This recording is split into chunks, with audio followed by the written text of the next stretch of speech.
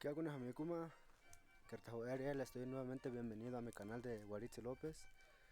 El día de hoy nos encontramos en otro lugar sagrado que es conocido Tatey Matiniare, Eyuanipa, y pues les quiero mostrar algo de este lugar para que lo podamos apreciar todos. Como saben, pues esto es con mucho respeto para el lugar, porque pues son lugares importantes, lugares sagrados, que se tienen que respetar.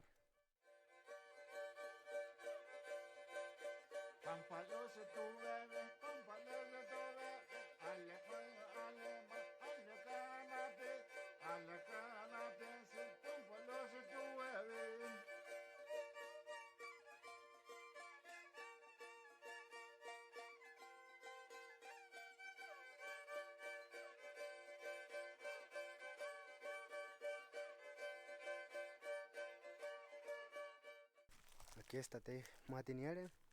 Aquí es donde vienen a dejar las ofrendas nuestros hermanos Wirrar Tari de todas las comunidades Wirrárica, de los lugares de centros ceremoniales y pues las otras fiestas que se llevan a cabo entre familias Wirrar Tari. Bueno amigos, los sigo invitando a que sigan suscribiendo a mi canal.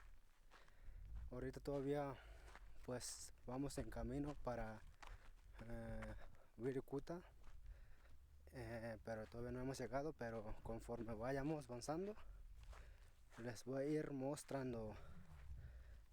Aquí ahorita estamos en otro de los lugares sagrados.